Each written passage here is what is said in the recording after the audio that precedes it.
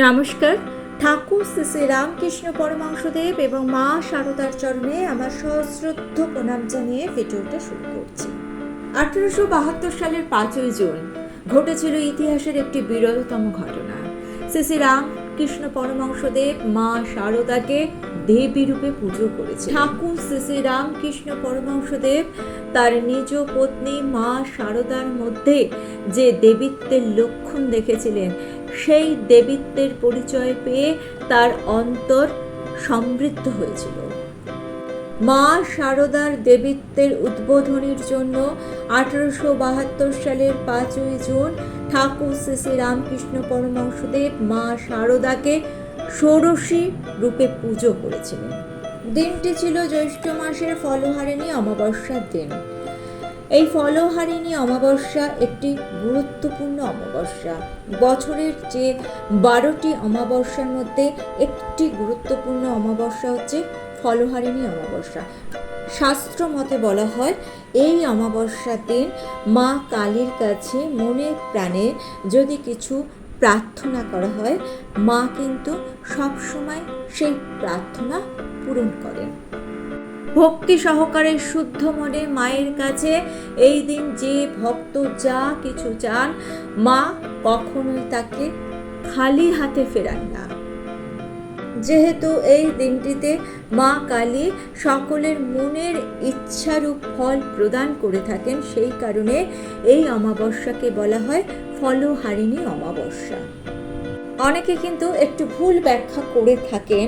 অনেকে বলে থাকেন ফলহারিণী মানে মা ফল হরণ করে নিচ্ছেন। সেটা কিন্তু একেবারেই নয়। এর মাহাত্ম্য হচ্ছে, মানে এই দিনটির মাহাত্ম্য হচ্ছে, এই দিনটিতে মা ভক্তকে তার ভালো কর্মের ফল প্রদান করে থাকেন। যেমনভাবে মা ভক্তকে ভালো কর্মের ফল প্রদান করে থাকেন, উল্টো দিকে কোনো ব্যক্তি হয়তো কোনো খারাপ কর্ম করেছেন, এবার পরবর্তীকালে সে নিজের খারাপ কর্মের জন্য অনুশোচনায় দগ্ধ হয়েছে, কিংবা সে বুঝতে পেরেছে যে তার কাজ ঠিকঠাক হয়নি, সে নিজেকে সূত্রে নিয়ে আবার ভালো কর্ম যদি শুরু করে, সেক্ষেত্রে ভালো কর্মের দ্বারা তার আগের পাপ কিছুটা খণ্ডন হলো, আর বাকি যে পাপটুকু থাকলো সেই পাপটুকু কিন্তু মা হরণ করে নেয়। তবে আপনাকে ভালো কর্ম করতে হবে। আপনি যদি কন্টিনিউয়াস খারাপ কর্ম করে যান আর আপনি ভাবেন যে মা আপনার খারাপ কর্মগুলো নিয়ে নেবেন, হরণ করে নেবেন, এটা কিন্তু হবে না। তো যদি সারা বছর ধরে অনেক খারাপ কর্ম করে যাচ্ছেন আর তারপরে ফলহারিণী অমাবস্যার দিন একটি পুজো দিয়ে মার কাছে বললেন যে আমার সমস্ত পাপের ফল তুমি হরণ করে নাও, সেটা কিন্তু কখনোই সম্ভব নয়, এটা কখনো হয় না। কেউ যদি মনে করে থাকেন তাহলে এটা ভুল। নিজের কর্মের দ্বারাই নিজের পাপ খণ্ডন করতে হয়। যদি কিছু ভুল কর্ম কেউ করে থাকে তাহলে সেই পারে সেই ভুল কর্মকে শুধরাতে, ভালো কর্ম দ্বারা তার পাপ খণ্ডন করতে সেই পারে।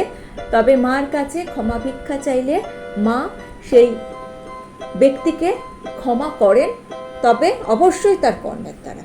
আসল কথা হলো, অনেকে ভাবছেন বা বলছেন যে মা ভক্তের উপর প্রসন্ন হয়ে তার সমস্ত কর্মের ফল, অর্থাৎ পাপ কর্মের ফল হলেও সেই ফল হরণ করে থাকেন। এটা কিন্তু সম্পূর্ণ ভুল ধারণা। আশা করছি ব্যাপারটা বোঝাতে পারলাম। কোনো ব্যক্তির জীবনে যদি খারাপ কোনো কিছুর প্রভাব থাকে, কোনো আসন্ন বিপদ থাকে, কোনো কিছুর কুপ্রভাব থাকে, তাহলে মায়ের কাছে যদি ভক্তি সহকারে প্রার্থনা করা হয়, মা কিন্তু সমস্ত বিপদকে দূর করেন। আর এই ফলহারিণী অমাবস্যার একটা প্রথা আছে, সেটা হচ্ছে আপনি যদি কোনো অভীষ্ট ইচ্ছা বা ফল পূরণ করতে চান, সেক্ষেত্রে একটি গোটা ফল মায়ের উদ্দেশ্যে অর্পণ করেন, তাহলে আপনার মনের ইচ্ছা পূরণ হবে। যদি 3টি ইচ্ছা থাকে তাহলে 3টি ভিন্ন ভিন্ন গোটা ফল মায়ের উদ্দেশ্যে অর্পণ করা যায়। যে ফলটি মায়ের উদ্দেশ্যে ইচ্ছা পূরণের জন্য নিবেদন করা হয়, সেই ফলটি যতক্ষণ না ইচ্ছে পূরণ হচ্ছে ততক্ষণ আপনি গ্রহণ করতে পারবেন না। সর্বাধিক 3টির বেশি ইচ্ছে কিন্তু এখানে প্রকাশ করা যাবে না বা চাওয়া যাবে না। মনের মধ্যে যদি হাজারো ইচ্ছা থাকে তাহলে কোনো ইচ্ছে পূরণ হয় না। তাই 3টি ভিন্ন ভিন্ন ইচ্ছা আপনি ব্যক্ত করতে পারেন এবং সেই অনুযায়ী 3টি গোটা ফল আপনি মাকে নিবেদন করতে পারেন। যতক্ষণ না আপনার ইচ্ছে পূরণ হচ্ছে ততক্ষণ সেই ফলটি আপনি সেবন করতে পারবেন না। এক্ষেত্রে একটা কথা বলে রাখি, আপনি মনে করলেন যে যে ফলগুলো আমি কোনোদিন পছন্দ করি না, খেতে ভালোবাসি না, সেই ফলগুলো আমি মাকে দিয়ে দিলাম, এইরকমটা করবেন না। এরকম যদি করেন কোনো ইচ্ছা পূরণ হবে না। আপনি যদি এই ফল দিয়ে মাকে পুজো দিতে না পারেন, অর্থাৎ মার উদ্দেশ্যে একটি ফল অর্পণ করে সেই অনুযায়ী আপনি ব্যাপারটা করতে না পারেন, সেক্ষেত্রে আপনি মায়ের কাছে শুধু আপনার মনের ইচ্ছা বলুন না, তাতেও আপনি ফল পাবেন। আপনার মনে যদি ভক্তি এবং শ্রদ্ধা এবং বিশ্বাস থাকে এবং আপনি যদি সৎকর্ম করেন তাহলে আপনি মায়ের আশীর্বাদ পাবেন। এবার যদি কেউ ফল দিয়ে মায়ের কাছে নিজের প্রার্থনা পূরণের জন্য আবেদন জানান, সেক্ষেত্রে পুজো হয়ে যাওয়ার পর কিন্তু ফলটি কখনোই ফেলে দেবেন না। আপনি নিজে সেটা সেবন করবেন না বা আহার করবেন না, কিন্তু অন্যদের মধ্যে সেই ফলটি প্রসাদ হিসাবে আপনি বিতরণ করুন। এর উদ্দেশ্য কি জানেন? দেখুন, মানুষ কখনোই নিজের অভীষ্ট লক্ষ্য একা একা পূরণ করতে পারে না।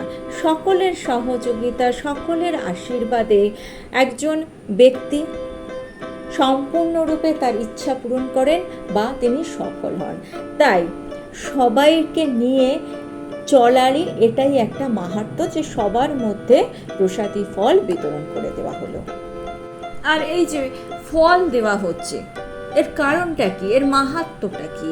এর কারণ হচ্ছে এই যে ফলটা দেওয়া হচ্ছে আর বলা হচ্ছে যে আপনি যতক্ষণ না আপনার ইচ্ছে পূরণ হচ্ছে ততক্ষণ এই ফলটি গ্রহণ করবেন না বা খাবেন না। এর মধ্যে দিয়ে একটি ত্যাগের বার্তা দেওয়া হচ্ছে। ত্যাগ যদি আমরা করতে পারি তাহলেই কিন্তু আমরা জীবনে সুখী হতে পারি। ত্যাগ করলেই কিন্তু অভীষ্ট লক্ষ্যে পৌঁছানো যায়। এটাই হচ্ছে এই পুজোর মাহাত্ম্য। হিন্দু ধর্ম এমনই একটা ধর্ম যাতে কিন্তু যা কিছু বলা হয় সবই মোটিভেটেড করার জন্য বলা হয়, মানুষকে সায়েন্টিফিক্যালি কথাবার্তা বলা হয়। আর ফল বা ইচ্ছে পূরণ তখনই কিন্তু হবে যখন আপনি কাজ করবেন। আপনি যদি কোনো কাজই না করেন, আপনি যদি কোনো চেষ্টাই না করেন, আপনি ভাবলেন যে আমি ওই বছরের একদিন ফলহারিণী অমাবস্যায় গিয়ে একটি মানত করে এলাম আর আমার ইচ্ছে পূরণ হয়ে গেল, সেটা তো হবে না। আপনাকে আপনার কাজটা তো করতে হবে। আপনি যদি আপনার কাজটা ঠিকঠাক করেন, আপনি যদি পরিশ্রম করেন, তাহলেই আপনি ফল পাবেন। এখানে আরেকটা কথা বলি, যদি কেউ মনে করেন যে এবছর কোনো কারণে পুজো করতে পারেননি, নানান রকম কারণ তো থাকে, সেক্ষেত্রে কিন্তু মনে দুঃখ পাওয়ার কিচ্ছু নেই। মায়ের কাছে হাত জোর করে বলুন, মা সামনের বছর যাতে আমি তোমার পুজো করতে পারি। আর আপনার ইচ্ছে যদি পূরণ না হলো, তাহলে হয়তো আপনার ইচ্ছে হলো যে আবার আপনি ওই ফলহারিণী অমাবস্যায় ওই ফলগুলো দেবেন, তাহলে আপনি আবার দিতে পারেন। তবে যতক্ষণ না ইচ্ছেটা পূরণ হবে ততক্ষণ আপনি সেই ফলটা খাবেন না। আর এছাড়াও আপনি যদি এমনি মাকে পুজো দিতে চান, সেক্ষেত্রেও নানান রকম মরশুমি ফল দিয়ে মাকে পুজো দেওয়া হয়। যেমন ধরুন জ্যৈষ্ঠ মাস, সেক্ষেত্রে আম, লিচু, কাঁঠাল এগুলো দিয়ে আপনি মাকে পুজো দিতে পারেন। তবে যে পুজোই করুন, জানবেন কর্মের ওপর নির্ভর করে কিন্তু ফলদান করা হয়। সুতরাং নিজের কর্মটা ঠিক রাখতে হবে। এবার আসছি আসল কথায়। 2025 সালের ফলহারিণী অমাবস্যার সময় 2025 সালের 26শে মে সোমবার পালিত হবে ফলহারিণী অমাবস্যা। 2025 সালের 26শে মে সোমবার সকাল 11টা 3 মিনিটে অমাবস্যা শুরু হচ্ছে এবং অমাবস্যা শেষ হবে 27শে মে মঙ্গলবার সকাল 8টা 13 মিনিটে। অমাবস্যার নিশি পালন হবে 26শে মে সোমবার। আপনি উপোস করে হোক না করে হোক, যেভাবে আপনার মন চায় সেভাবে আপনি মায়ের পুজো করতে পারেন। তবে মনে রাখবেন, কখনো কোনো খারাপ চিন্তা মনের মধ্যে আনবেন না, কারোর খারাপ চিন্তাই মনের মধ্যে আনবেন না, কোনো ব্যক্তি বা কোনো পশু পাখির খারাপ করবেন না, ক্ষতি করবেন না। আর এই দিন যদি কোনো দুস্থ মানুষ আপনার কাছে কিছু সাহায্য চায়, সাধ্যমতো তাকে সাহায্য করুন। এই দিন তো অবশ্যই, সারা বছরই কোনো ব্যক্তি, কোনো পশু পাখি প্রাণীর ক্ষতি করবেন না। যদি ক্ষতি করেন তাহলে কিন্তু মা আপনাকে সেই রকমই ফল দেবেন, আপনি যতই মায়ের পুজো করুন। আর ভিডিওটা ভালো লেগে থাকলে চ্যানেলটিকে সাবস্ক্রাইব করে নিয়ে পাশে থাকা বেল আইকনটা প্রেস করে দিয়ে অল অপশনটা ক্লিক করে দেবেন, তাহলে যখনই নতুন কোনো ভিডিও আপলোড করব তার নোটিফিকেশন আপনাদের কাছে পৌঁছে যাবে। ঠাকুর ও মায়ের চরণে প্রণাম জানিয়ে আজকে এই পর্যন্তই। Thanks for watching.